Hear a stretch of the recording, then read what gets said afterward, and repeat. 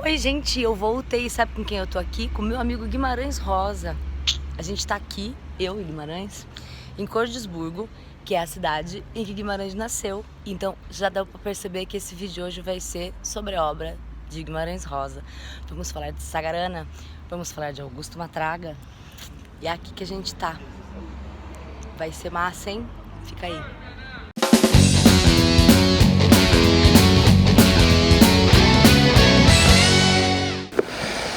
Então, gente, como vocês viram, eu estava nesse lugar maravilhoso que é Cordisburgo, que é a terra do Guimarães Rosa. Vou falar daqui a pouquinho disso pra vocês, mas já vou avisar aqui, essa é uma viagem, foi uma viagem maravilhosa que eu fiz agora em junho de 2019 com o grupo Paleta Cultural. Queria deixar, inclusive, aqui o site deles pra vocês.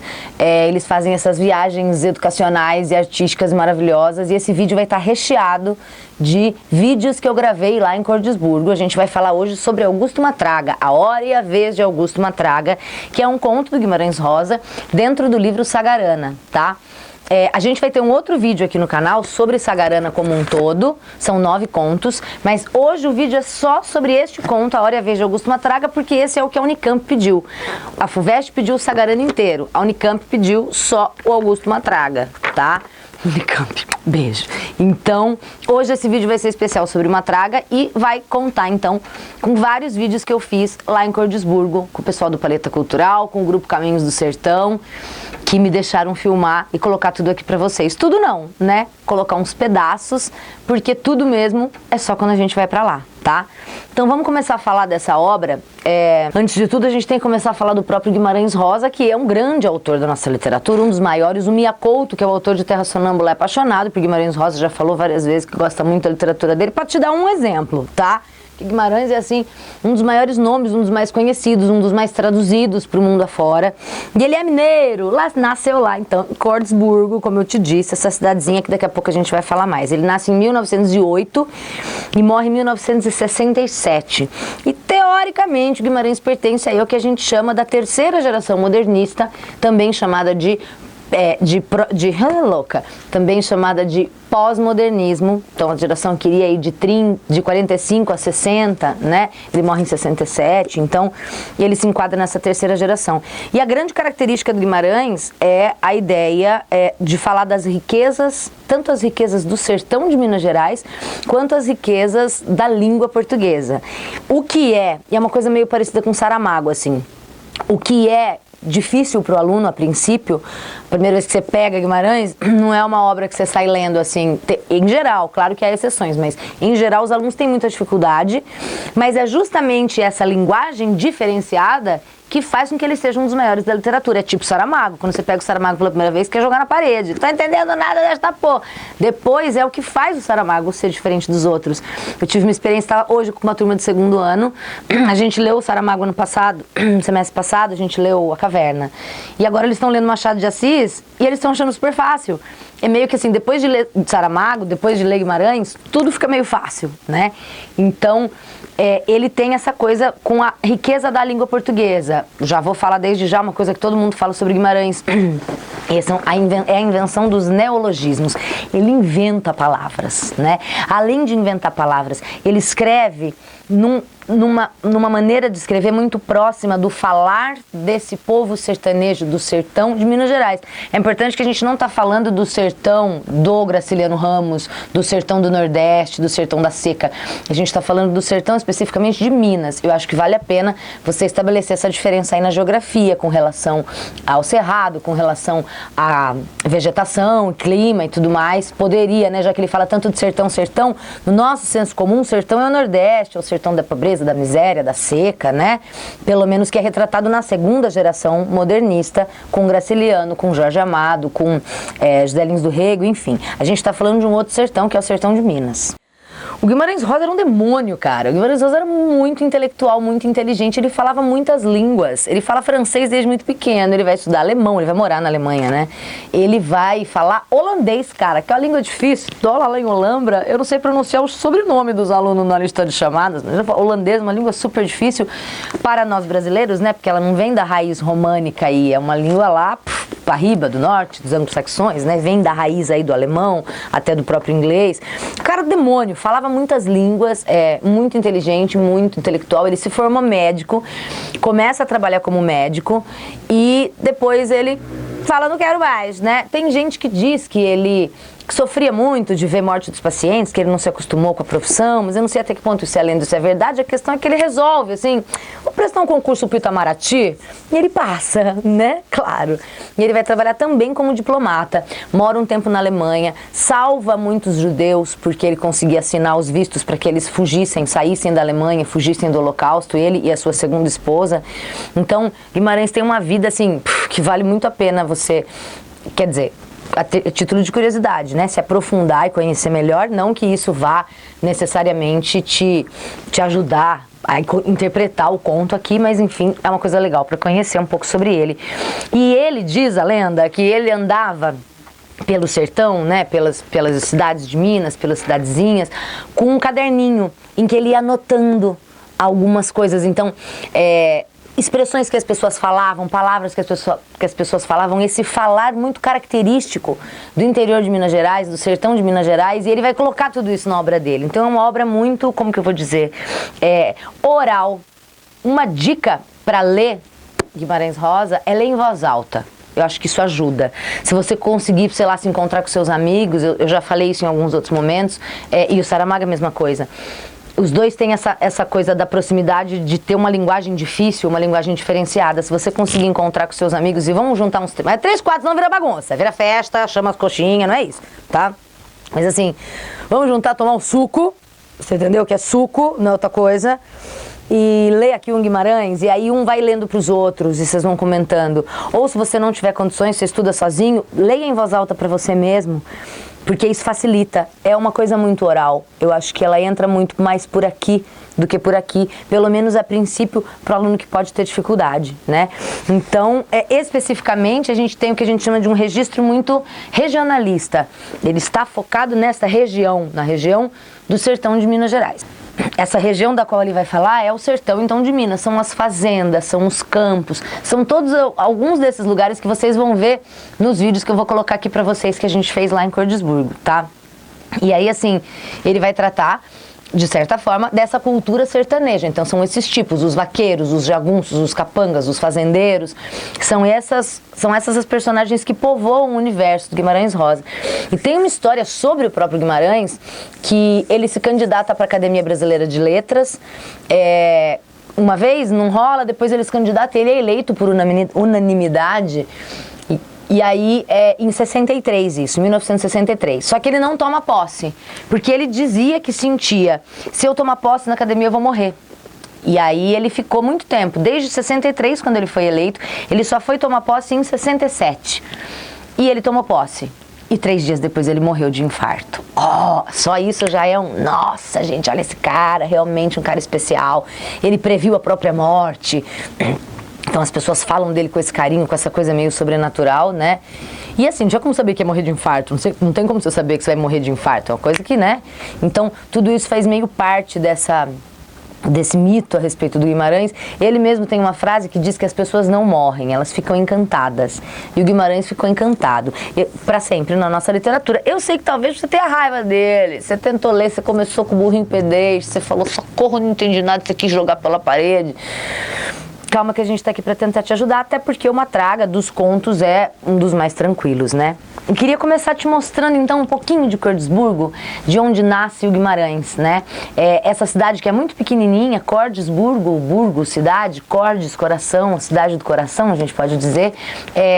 Queria te mostrar um pouco desse passeio que a gente fez então com o Paleta Cultural e com o grupo Caminhos do Sertão, que é esse grupo de narradores de histórias, de contadores de histórias, né? Eles têm decorados os contos do Guimarães e eles recitam isso pra gente, eles contam isso pra gente no meio dessas paisagens do sertão. Então é estar como que dentro mesmo da obra. Queria que você visse um pouquinho desse clima, dá uma olhadinha então aí.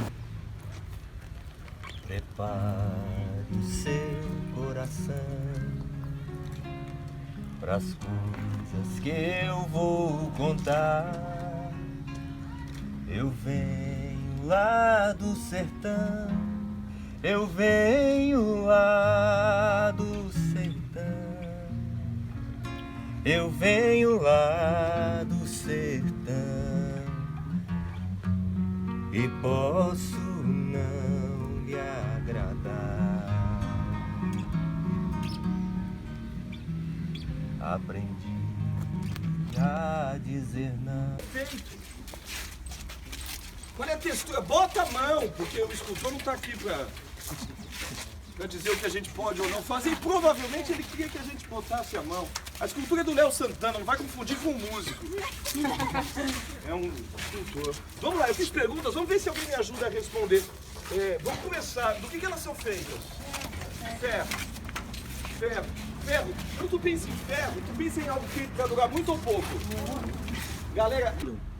romanticamente, com o sotaque, com a forma, com a discussão no campo das ideias acontecer aqui na frente, vocês são capazes de imaginar que falar desse, vou colocar de novo, né, desse caráter mais pobre da obra, que é o caráter de documento histórico, pode parecer um tanto quanto fora de propósito, ou até um tanto quanto triste, mas é preciso falar de pobreza também. E eu acho que é preciso falar de pobreza porque esse é o momento no qual o universo das ideias... Quando ele fala, esse é mais um conto do Grande Sertão, mais um conto do Grande Sertão, ele está se referindo a uma história narrada dentro desse romance. Diferentemente do que acontece, por exemplo, com o que a Dayana narrou, que aí, do ponto de vista do gênero, é um conto. Assim como são contos, os contos do Sagarana, com exceção do Augusto Matraga, que a gente costuma chamar, em alguns momentos, de novela, porque é um conto um pouquinho maior, que não chega a ser um romance. Calma que a gente já vê mais ao longo da história, tá? Eu queria te falar um pouquinho sobre esse contexto, então, no qual o Guimarães escreve, né?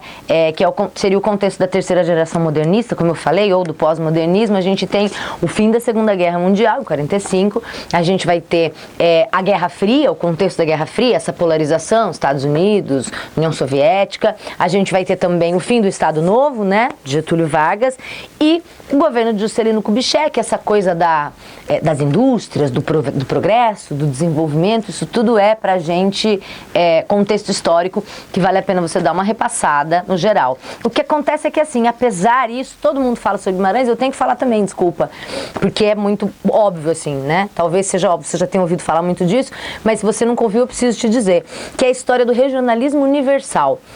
Então, existe um regionalismo na obra dele, porque ele está falando dessa região, ele está falando de Minas Gerais, do sertão de Minas, do interior de Minas, mas, ao mesmo tempo, ele está tratando de temas universais, temas que não são só daquele sertanejo. Na boca desse sertanejo, na boca desse personagem jagunço, tem uma sabedoria, uma filosofia universal. No fundo ele está falando, e uma palavra importante quando a gente fala da obra de Guimarães é travessia, e a travessia é como a vida, né? Em muitos desses contos os personagens estão saindo de um lugar e indo em direção ao outro, e o que importa não é nem tanto o ponto de partida quanto o ponto de chegada, mas o que acontece no meio do caminho. É como a nossa vida, não é o marco do nascimento ou o marco da morte, mas o que você faz nesse processo, o que você faz nessa travessia, nesse caminho, né? Então, as obras do Guimarães falam muito sobre isso num sentido universal, essa travessia pela vida que todos nós fazemos. E temas que interessam a todos os seres humanos no sentido de discutir o bem e o mal, e a gente vê muito isso no Augusto Matraga, Deus e o Diabo, que aparece bastante essa questão, principalmente no Grande Sertão Veredas, que é o romance maravilhoso do Guimarães Rosa, né?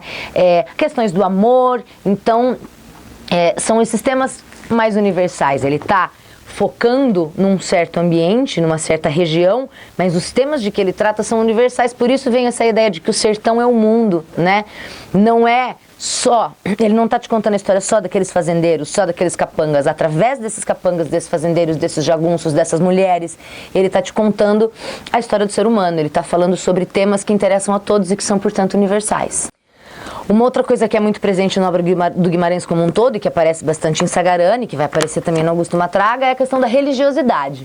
No Matraga a gente tem uma religiosidade bem católica mesmo, por conta dos personagens que vão cuidar do Matraga, do Augusto, mas no geral do Sagarana, e a gente fala disso melhor no vídeo de Sagarana, que você vai encontrar aqui no canal, Tem a coisa da magia, dos curandeiros, né? Que é um pouco desse universo popular que acontece no sertão de Minas, mas que também interessa para o ser humano de maneira geral.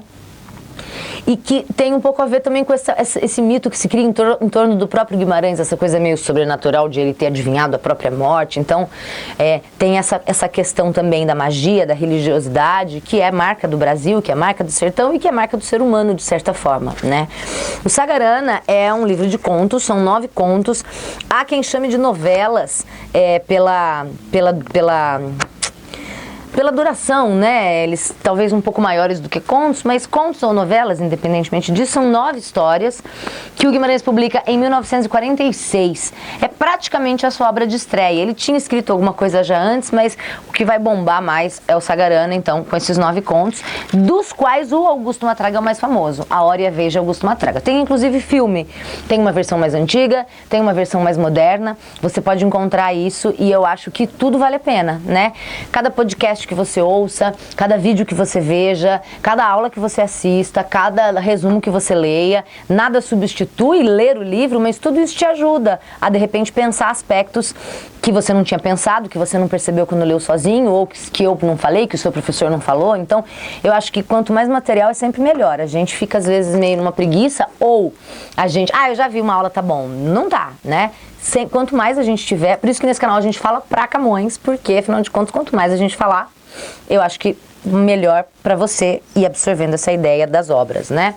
Bom, então, o conto do Augusto Matraga, A Hora e a Vez, é que é enorme, né? A gente acaba falando Matraga, porque A Hora e a Vez de Augusto Matraga, pelo amor de Deus, ou A Hora e Vez, é o mais famoso de todos os contos, talvez por questões de vestibular, porque ele possa ter caído mais que os outros, e vai contar, então, a travessia que Augusto Matraga faz, né? Não do seu nascimento até sua morte, mas uma transformação pela qual esse personagem vai passar.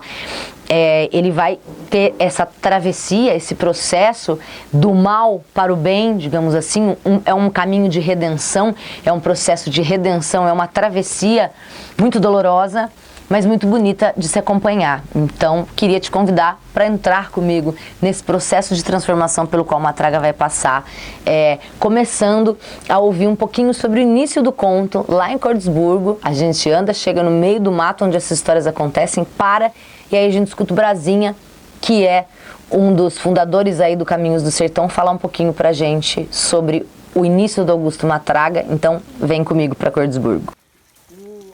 Augusto Matraga nos mostra, já começa com a religiosidade dentro da obra. Quando eles vão para a igreja, que está acontecendo uma festa, que está tendo as barraquinhas que a gente chama, né, que são as quermesses, e ali, até hoje em Cordesburgo existe isso. As festas que tem de igreja, tem um leilão que o dinheiro vai ser para as obras da igreja. Então, ali começa a festa, tem um leilão naquele povoado, está todo mundo ali envolvido na festa, e o Matraga, todo poderoso, que aí já é o Matraga já é um homem que domina toda a região, muito rico, muita fazenda, todo poderoso e tal, e faz o que quer, inclusive na festa. Ele entra na festa comandando a maneira dele. Como a gente estava falando das mulheres em Sagarana, ele já entra leiloando mulheres. Vem, ei compadre, chegadinho, chego. Ei compadre, chega mais um bocadinho. Ei compadre, chegadinho, chego. Ei compadre, chega mais um bocadinho. Ou em Augusto, o homem nessa noitinha de novena, um leilão de atrás da igreja, no arraial da Virgem Nossa Senhora das Dores, do córrego do município. Procissão entrou, reza acabou. E o leilão andou depressa e se extinguiu sem graça, porque a gente direita foi saindo embora quase toda de uma vez. Mas o leiloeiro ficara na barraca, comendo amêndoas de cartucho e pigarreando de rouco, bloqueado por uma multidão encachaçada de fim de festa. Muito bem. Então, o conto começa, né, apresentando pra gente esse personagem que vai aparecer com 3 nomes. Vai aparecer como Augusto Esteves, como Nhô Augusto, como Augusto Matraga. E ele é um personagem é um personagem detestável, né? Ele bebe, ele é violento, ele é mulherengo, ele caga pra mulher e pra filha, ele não tá nem aí, e ele comete maldades, né? Ele tem os seus capangas, é a coisa da força física, do prestígio social que ele tem, uma coisa desse cara que é beberrão, e ele tá nessa festinha, né, nesse evento ali que tá acontecendo atrás da igreja, e aí tem as prostitutas, aí essa coisa do leilão das prostitutas, e ele pega essa prostituta, que na verdade depois ele vai dizer que é feia, né, ele arremata ela no leilão, mas depois ele despreza, e o que ele diz pra ela, gente, linguagem de Guimarães, né, ele vira pra ela e fala assim: você tem perna de Manuel Fonseca, uma fina e outra seca, está que é só osso, peixe cozido sem tempero, capim pra mim com assombração dessas, vá-se embora, frango d'água, some daqui. Então ele despreza a mulher, quando ele arremata, você acha que ele vai usufruir dela, né, de alguma forma, no fim ele olha pra ela e fala: você é feia demais, sai daqui, isso, eita, vai embora. Ele é um personagem detestável, né? Se você começa a ler o romance, se você começa a ler esse conto, essa novela, e se identifica com Matraga, meu amigo, vamos fazer uma terapia, porque realmente, né, ele é um personagem detestável. Bom, ele tem a sua esposa, Dona Dionora, e a filha dele, Mimita. Eu tô olhando aqui, gente, porque são 21 obras na minha cabeça, a gente confunde um pouco os nomes, né? E tipo, o vestibular hoje, graças a Deus, não é mais o tipo de qual é o nome da esposa de Matraga, ninguém vai te perguntar isso, né? Enfim. Ele, como eu disse, não liga pra mulher, não liga pra filha, ele trai a mulher, não tem nenhum carinho pra criança. E aí tem um cara que chama Ovídio, que é apaixonado pela mulher, pela Dionora, e ele fala: vambora comigo, vou te levar embora. E ela fala: não vou, imagina, Augusto vai te matar. E ele fala: não quero saber, vambora. E ela aceita. Ela vai embora com o Ovídio, né? Passa a mão na filha e vai embora. E o Matraga, ele tá numa fase já que ele perdeu muita coisa. Matraga nunca pôs os olhos, quer dizer, ele mora com ela, mas não dava a menor importância para a filha. Então esse personagem começa mesmo, como o Brasinha tá falando, lá em cima, mandando e completamente mal, né? Matraga, não é Matraga, é Augusto Esteves, mas chamado de Matraga, porque é mal e é uma praga. E isso de alguma forma vai mudar.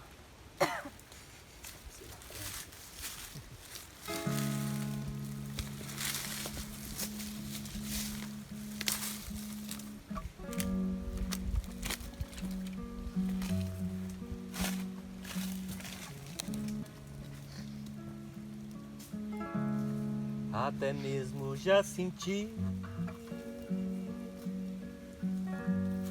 e não foi pouquinho não,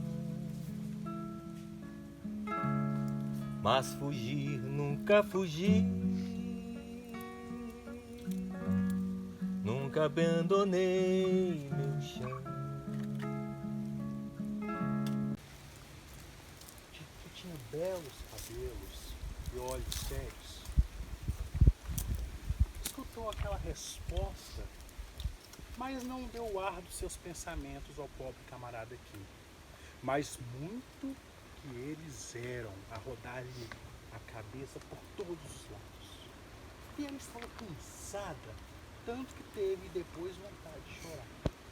E até a Mimita, que só tinha 10 anos e que já estava deitada, sorriu para dizer: eu gosto, minha mãe, de voltar para o Morro Azul. Dona Dionora então sorriu, limpando os olhos.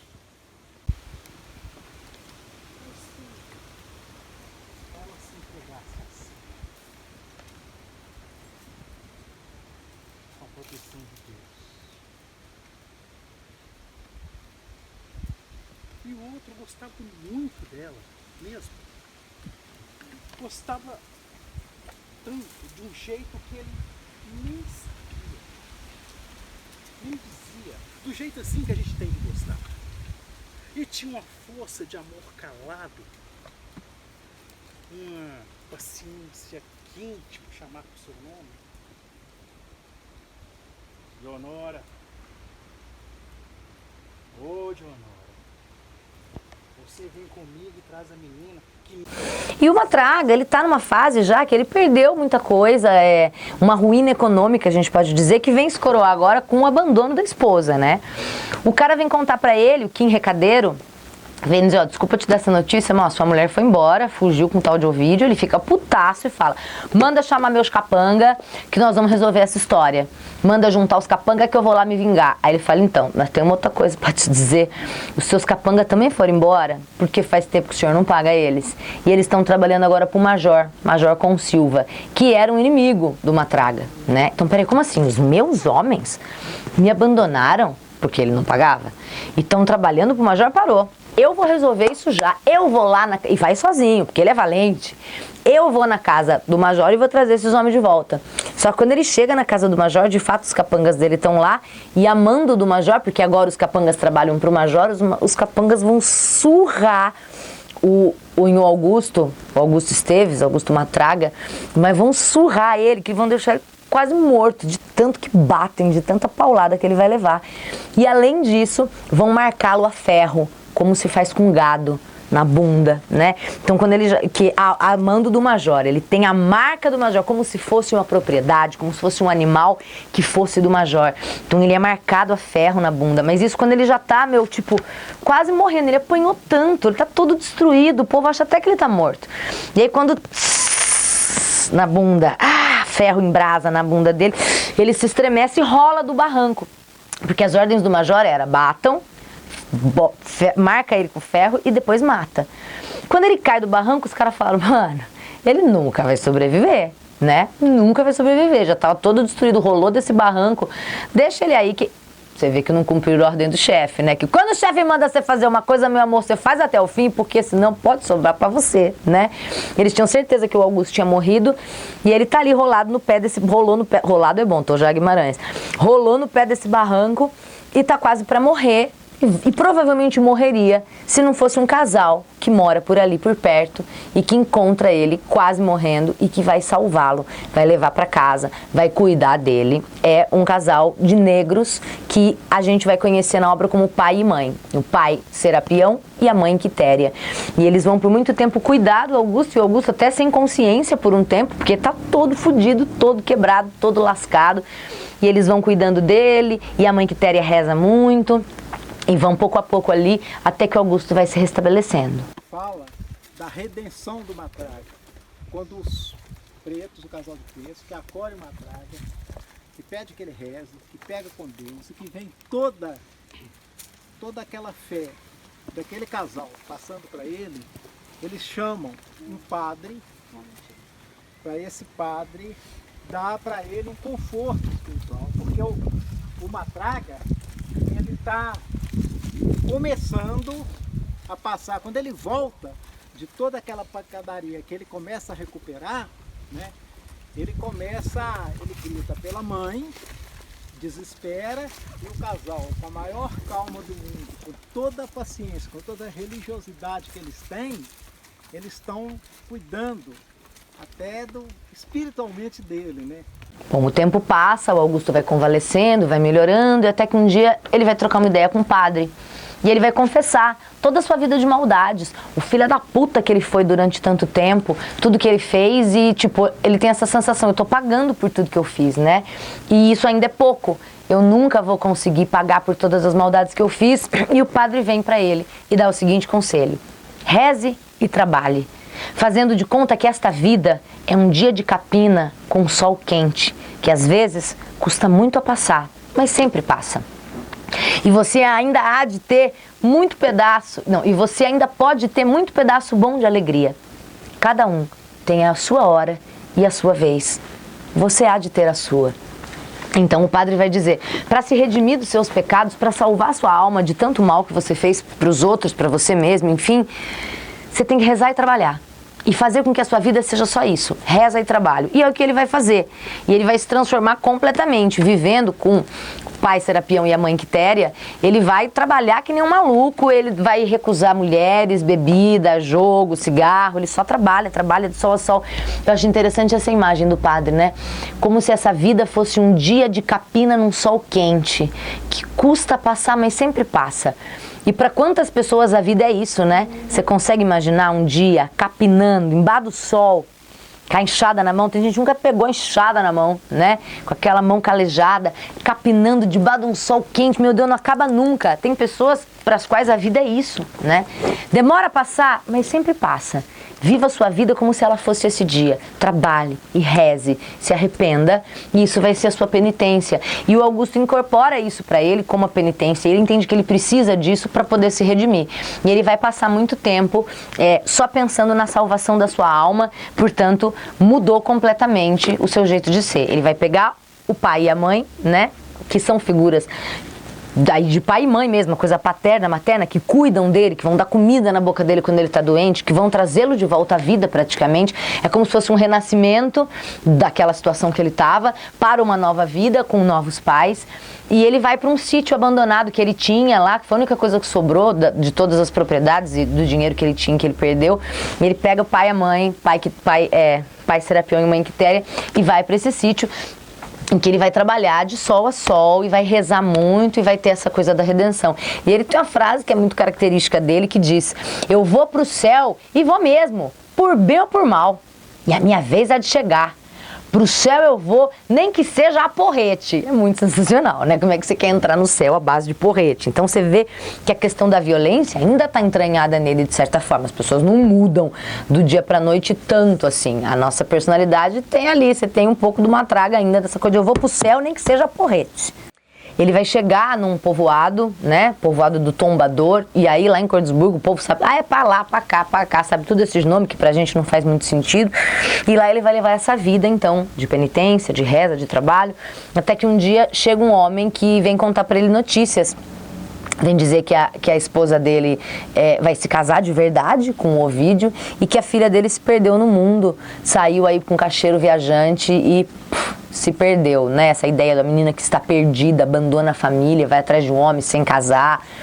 E aí ele se sente muito mal, ele sente muita culpa. Ele fala, é a menina que eu nunca criei de verdade, né? E tô longe, tudo isso aconteceu porque eu não tava lá e aí ele se sente culpado, mas isso é uma grande provação, porque ele decide não ir atrás e decide continuar a sua vida de penitência que ele estava vivendo ali. O tempo passa, vai ter um dia que ele vai dar uma escorregada, vai fumar um cigarro, porque como eu disse, os velhos hábitos não são assim, né? Nem na ficção, transformados do dia para a noite, e um belo dia chega no povoado um bando de arruaceiros, é um bando dos cangaceiros, comandado pelo personagem Joãozinho Bem-Bem, que de inho não tem nada, Joãozinho, que ele é um cara grande, forte, muito poderoso, muito violento, e de Bem-Bem também muito menos, né? Então a ironia já nos nomes que o Guimarães Rosa decide dar para esses personagens. De homens comandados pelo grande chefe de todos os chefes, que é o Joãozinho Bem-Bem. O Guimarães Rosa, em toda entrevista, falava que o personagem preferido dele é Joãozinho Bem-Bem. O Joãozinho Bem-Bem chega, o grande chefe de tudo, e aí, esse texto que vocês vão ouvir agora é o encontro do Joãozinho Bem-Bem com o Matraga naquele arraial. E ali começa outro caminho do Matraga, depois que ele encontra com o Joãozinho Bem-Bem. É um bando que assusta a cidade por onde eles passam. Os povoados ficam com medo, porque eles são saqueadores, porque eles são violentos, né? E o Augusto não tem medo. O Augusto chega até lá e diz, tudo bem, sejam bem-vindos aí, se precisar, tem pouso lá na minha casa, tem comida, ele oferece comida, oferece abrigo e rola, mano, um crush de amizade instantâneo entre o Joãozinho Bem-Bem e o Matraga. É como se o Joãozinho reconhecesse aquele antigo Matraga, que de alguma forma está na personalidade ainda do Augusto, né? Ele admira, é uma admiração mútua e muito rápida que acontece entre os dois. Com medo de falar e de ficar calado, com medo de existir. Mas o Augusto, que vinha vindo do mato carregando um feixe de lenha, quando soube do que havia, jogou a carga no chão e correu ao encontro dos recém-chegados. Então, um bandido, Lozinho, capeta, um cabeça de canoa que não se apartava do chefe, caçoou. Que sujeito estranho será esse que vem vindo caminhando parecendo assombração? Mas seu Joãozinho Bem-Bem fez o cavalo avançar 2 passadas para dizer: não debocha, companheiro, que eu tô gostando do jeito desse homem caminhar. Então, seu Joãozinho Bem-Bem pasmou de veras, porque era a coisa mais custosa desse mundo, seu Joãozinho Bem-Bem se agradar de alguém no primeiro olhar. Rinhou Augusto, parecendo não ver os demais, veio direto ao chefe, encarando-o firme e perguntando: o senhor, de sua graça, é que é mesmo seu Joãozinho Bem-Bem, pois não é? Para lhe servir, meu senhor. Ah, pois, se o senhor não se acanha em entrar em casa de pobre, eu lhe convido para passar mal e se arranjar comigo enquanto tempo o senhor quiser ficar por aqui e de armar sua rede debaixo do meu telhado, que vai me dar muita satisfação. E aí o Joãozinho começa a contar as histórias, as aventuras, das coisas que ele fez, do bando. O Matraga se sente ele fez com o seu bando. O Matraga se sente envolvido, se sente atraído por essa história, mas essa é uma vida que não pertence mais a ele, né? Ele até aceita atirar com uma arma de um bandido para tentar, né, se lembrar um pouco dessa sua vida, mas é uma vida que não é mais a vida dele, né? Ele tem agora essa vida de penitência. E aí o Joãozinho bem se oferece, fala: você quer vingança de alguém aí? Você me fala que... Porque eles ficaram amigos, né? Pô, o cara ofereceu comida pra ele, todo mundo tinha medo dele, com razão. Mas ele oferece comida e aí ele fala: o que você precisar de mim, se você quiser se vingar de alguém, você dá o nome que eu vou lá e mato, né? E ele poderia nessa hora falar o nome do Ovídio, por exemplo, que levou sua mulher, mas ele fala: não, obrigada, faz parte da redenção dele, né? E aí, quando ele tá indo embora, ele até fala: o senhor não quer se juntar? Vem aqui pro meu bando, vamos comigo, né? E é uma tentação muito forte pro Matraga, porque é o estilo de vida que ele conhecia, mas ele nega e continua firme no seu propósito, porque ele quer ir pro céu, né? Ele quer a redenção da sua alma, lembra? Nem que seja porrete. Então, juntar-se com o bando do Joãozinho Bem não é exatamente uma boa ideia para quem está esperando a redenção, para quem está esperando ir para o céu. Aí ele vai ter algumas recaídas, ele vai tomar uma cachaça, ele vai sentir desejo por mulheres, que é uma coisa que ele estava tentando por um tempo refrear. E aí ele tem um sonho muito louco em que Deus parece a figura do Joãozinho Bem. Então, é um Deus muito poderoso, é um Deus violento, essa mistura na cabeça do Matraga, né, que ele quer ir para o céu, ele quer se redimir, mas a visão que ele tem do céu e a visão que ele tem de Deus é uma coisa um tanto quanto complexa. E aí ele decide deixar pai Serapião e mãe Quitéria e decide partir pelo mundo e partir sem destino. Vou montar aqui, sentar na montaria e vou andando, vamos ver até onde que isso vai me levar. Eu acho que essa fase aqui do trabalho, da penitência passou e eu preciso ir em frente para descobrir mais alguma coisa. Vamos seguir essa travessia.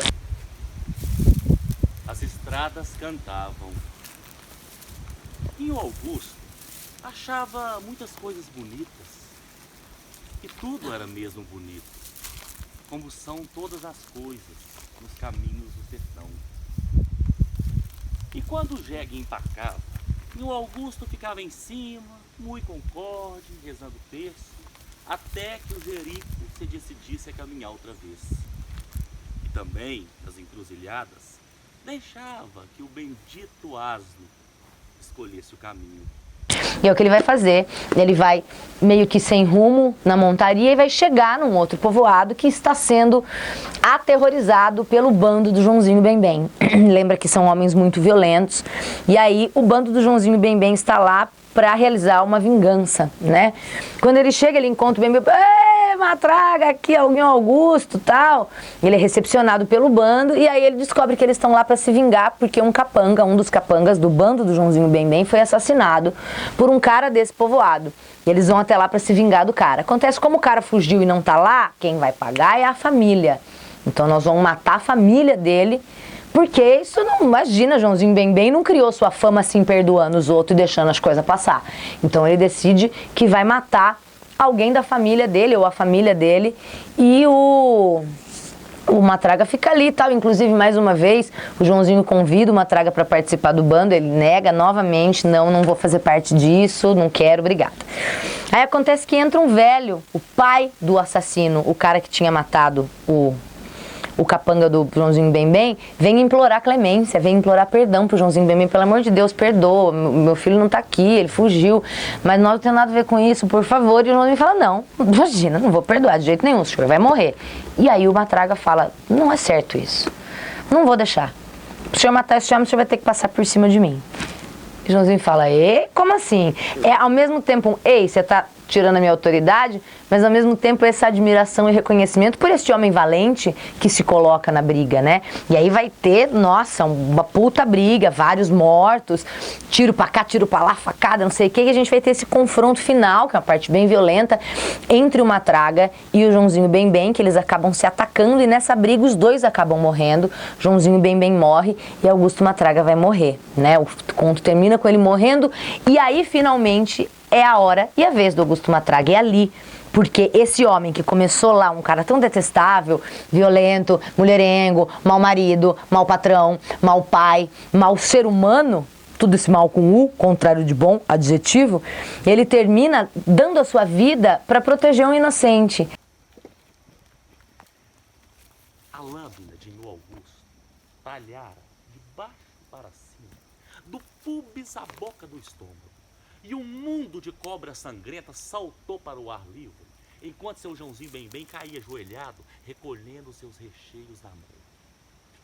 Aí o povo quis amparar Nho Augusto, punha sangue por todas as partes, até do nariz e da boca, e que devia de estar pesando demais, de tanto chumbo e bala. Mas aí o Augusto falou: espere aí, minha gente, ajuda o meu parente ali, que vai morrer mais primeiro, depois então eu posso me deitar. Estou no quase, mano velho. Morro, mas morro na mão do homem mais famoso de junta e de mais coragem que eu já conheci. Eu sempre disse, quem é que era bom mesmo, mano velho? Quero acabar sendo amigos. Feito, meu parente, seu Joãozinho Bem, mas agora se arrepende dos pecados e morre logo como um cristão, que é para a gente poder ir juntos. Então, teoricamente, a redenção da sua alma vem aí. É muito provável que dentro dessa teoria ele tenha, talvez, ido para o céu, já que ele se arrependeu tanto, e fez essa grande ação. A hora e a vez de Augusto Matraga é a hora da sua morte, é o final da sua história, quando chega a sua redenção, então. O que pode ser um pouco confuso para você é que esse mesmo personagem ele vai ser chamado de 3 nomes diferentes dependendo do ponto da narrativa. Ele começa sendo chamado de Augusto Esteves, depois ele passa a ser chamado de Nho Augusto, depois ele vai passar a ser chamado de Augusto Matraga. O Augusto Esteves é o cara do começo da obra, né? É o cara das maldades, da violência e tudo mais. O Nho Augusto é aquele período que ele vai passar da penitência, do trabalho, tentando a redenção, refletindo, né? E por fim, Augusto Matraga é quando chega a sua hora e a sua vez e ele dá a sua vida, né? Ele vai andar pelo mundo, vai chegar, vai encontrar e vai finalmente dar a sua vida por um desconhecido, por um inocente. Então, a gente tem um pouco dessa passagem. Aliás, você deve encontrar em algumas análises por aí essa coisa do 3, né? É um número que, teoricamente, é um número sagrado, tem várias histórias, uma coisa mística e que se repete. Então, são 3 os nomes, são 3 as fases. A gente tem muita presença do número 3 nessa obra. Eu tenho certeza que você vai encontrar aqui no YouTube vídeos falando sobre isso, ou mesmo análises de críticos literários, de estudiosos da literatura, analisando esse aspecto do 3 dentro da obra do Matraga, né? Bom, o narrador aqui é um narrador em terceira pessoa, um narrador onisciente, que vai saber então de tudo que acontece, como você está cansado de saber o que é narrador de terceira pessoa. Esse narrador também tem as marcas de oralidade, né? Então ele está contando essa história para você. E eu acho que Kurtzberg ajuda muita gente a entender isso. É um caos que está sendo contado para você. Então tem essa coisa da linguagem, né? É aquela coisa tipo, ó, senta aqui, come esse bolinho de fubá, pega um pedacinho desse queijinho padrão Minas, oh meu Deus, que delícia. Para quem gosta, um cafezinho, não é meu caso. Ou acende um cigarrinho de palha e vem aqui escutar essa história que eu vou te contar. Então o próprio narrador tem esse falar, que é um falar oral, né? Falar oral, uma linguagem aproximada da oralidade. A gente não tem o tempo em que essa história se passa, e isso traz um caráter também universal, que é uma coisa que a gente encontra um pouco no Graciliano Ramos, lá naquele outro sertão, né? Uma coisa meio atemporal. Essa história do Matraga poderia estar acontecendo hoje? Poderia estar acontecendo hoje. Principalmente porque não tenho só as marcas do tempo e das coisas que aconteceram, mas porque essa travessia e essa história desse processo de mudança, de transformação, é um processo que acontece com muitos seres humanos e que é uma coisa que poderia ser considerada universal também, né? O que a gente tem aqui então nessa obra é isso, essa trajetória de redenção desse personagem, e a ideia de que a sua hora e a sua vez, ele fez cagada a vida inteira, mas ele teve um processo de penitência, de reflexão, de arrependimento, e aquele único momento dele entregar a sua vida para salvar um inocente é o que faz dele um herói no fim da história, né? Aquele momento vale a vida inteira dele, o ter salvado um inocente e para isso ele ter dado a sua vida. Talvez o conto mais conhecido do Guimarães, de Sagarana certamente o mais conhecido. E aí assim, você acompanhou aqui ao longo desse vídeo um pouco desses passeios pelo sertão. Eu queria te convidar a ouvir um pouquinho o Fábio, que é um dos narradores, um dos contadores das histórias do Guimarães, te contando um pouquinho sobre esse processo, como que eles fazem nessa criação. E vamos ouvir o Fábio então com sua voz tranquilo, esse sotaque mineiro do Grupo Caminhos do Sertão, lá de Cordesburgo. Tô aqui com o Fábio, gente, que participa do Grupo Caminhos do Sertão. Narrador, é narrador que vocês se chamam, né? Isso, contadores de história. Contador de história. Fábio, conta uma coisa pra mim que eu fiquei curiosa. Quando você fez ali o gesto agora, pra aqui, que você fez no cotovelo aqui, da onde que vem isso? Porque como é que, sabe, da onde vem esses gestos que vocês colocam que quando a gente lê isso, né, os alunos leem isso, fica difícil de entender. E aí aqui com você a história é viva. Mas da onde que vem? Tipo, esse pra aqui, vou fazer aqui. Como é que surge isso? Esse, no meu caso específico, o autor, ele descreve isso no conto. Aí ele fala, aí o Manel Fulô tocou os dois cotovelos. Tá. Né? Então, é como se você estivesse tirando a parte do narrador. Aí ao invés de eu falar isso, eu faço o gesto. Mas tem algum gesto que vocês criam e que não tá? Ou como é que é isso? Tem. Amanhã, por exemplo, que a gente vai fazer o burrinho pedrez, tem um texto que a gente fala que a gente vai pela interpretação do narrador, né? Então, tem um texto que eu falo lá que tudo indica que quem está contando a história está bêbado. Mas ele não fala que está bêbado. Né? Aí vocês fazem... Ele fala que pode até ter sido uma visão minha. Aí eu dou a entender o sinal da bebida, que pode ter sido uma visão minha por causa da cachaça. Legal. Então, essas entrelinhas que o Guimarães Rosa deixa para cada um fazer a sua própria interpretação. Quantas vezes vocês leram cada conto? Você tem ideia? Vocês releem sempre antes de fazer? É uma coisa constante, né? tem que ser constante. E cada vez descobre outra coisa. Cada vez você descobre outra coisa, outro jeito, um detalhe que você deixou passar despercebido, porque a riqueza da obra de Guimarães Rosa proporciona isso, né? Então, e sempre a gente está discutindo, conversando e descobrindo junto outras coisas, até mesmo dentro do próprio conto, né? Muito bem, meu povo. Para fechar esse vídeo, eu queria te apresentar o Maurício, né? Maurício Soares Filho. Um beijo, Maurício. Obrigada por tudo. Lá do Paleta Cultural, que vai falar um pouquinho mais sobre Guimarães, um pouquinho sobre essa obra. Eu perguntei qual era o conto preferido dele de Sagarana. Adivinha o que ele falou? Então, com a palavra, o senhor Maurício. Então, este é o Maurício, idealizador desta viagem. Foi ideia sua? Foi ideia minha. Aqui do Paleta Cultural. Conta aí. Então, eu tenho a impressão que eu dei aula sobre o Guimarães Rosa há muitos anos sem conhecê-lo realmente. Ele era muito difícil para mim, eu sou uma pessoa super urbana, não tenho uma relação com animais, com natureza, no meu cotidiano. E, de repente, eu cansei. Em 2007, exatamente, eu achei que não dava mais para falar desse assunto sem conhecer esse lugar tão festejado, tão importante, tão crucial no desenvolvimento da cultura brasileira, especificamente dentro dessa perspectiva do que a gente pode chamar Brasil profundo. Então eu resolvi vir para cá e eu vim sozinho, conheci essas pessoas pela internet, os procurei aqui, eles fizeram algumas narrações para mim e eu fiquei deslumbrado. E naquele momento eu entendi que eu precisava trazer os meus alunos para cá. É de propósito, né?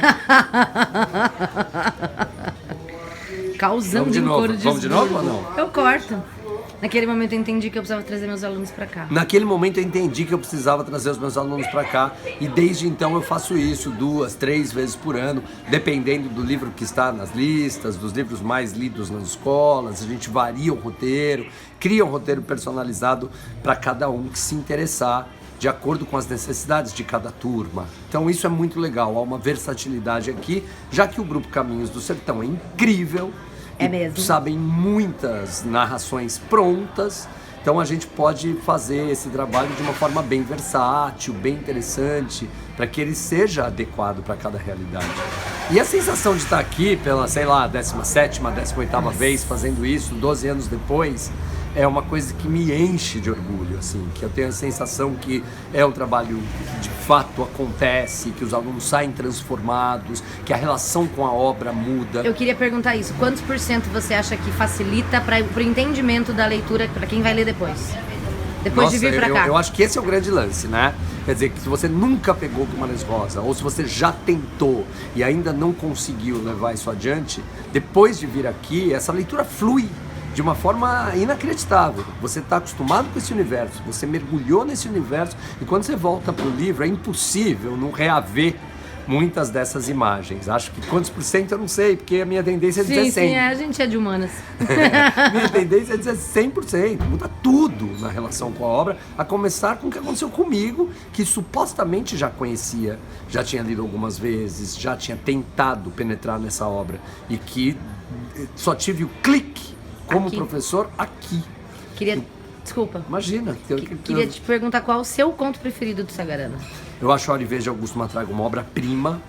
Acho que é um conto extremamente arredondado, né? Extremamente completo, que dá mesmo uma imagem e que tem elementos muito interessantes, essa coisa de cair no barranco, de ser socorrido à beira da morte, de se transformar, que me interessam muito. Então o Augusto Matraga é provavelmente meu preferido. Adoro O Corpo Fechado também, acho muito legal a história do Mané Fulô, e o Sarabalha, talvez pelo seu aspecto mais teatral, pela presença de diálogos que tornam a leitura dinâmica. E acho melhor eu parar, porque senão eu vou falar todos. Mas A Hora e Vez, Corpo Fechado e Sarabalha são os meus elencos. Arrasou. Bom, dá um beijinho no Guimarães pra gente fechar então, que ele tá aqui do lado. Guima, obrigado por tudo, viu? Muito obrigado por tudo isso que você deixou pra gente. E que bom que a gente pode contar com você para nos ajudar a continuar sobrevivendo nesse mundo doente. Obrigado, te amo. Muito bem, meus amores, eu fico por aqui hoje te convidando para voltar aqui no canal para ver o vídeo de Sagarana, né? Esse vídeo aqui é específico para quem vai prestar Unicamp, lembrando que estamos em julho de 2019, aqui no Estúdio Pandora, pelo mais um vídeo do Pandora Indica. Estamos em julho de 2019, mentira, agosto, a louca, agosto de 2019, e esse é o último ano que o conto A Hora e Vez de Augusto Matraga cai na Unicamp, tá? Então estamos nos despedindo dessa obra na lista da Unicamp. Beleza? Por isso, eu aqui em 2019 tô achando que as chances desse conto aparecer na prova, ou na primeira ou na segunda fase, são muito grandes. Então, acho que vale a pena você partir para a leitura, voltar para esse vídeo e buscar outros. E é isso. A gente fica por aqui hoje, mas volta para ver o Sagarana se você vai prestar FUVEST, que a gente vai ter um vídeo aqui no canal só sobre Sagarana, com os outros contos. Beleza? Muito obrigada, um beijo e até a próxima.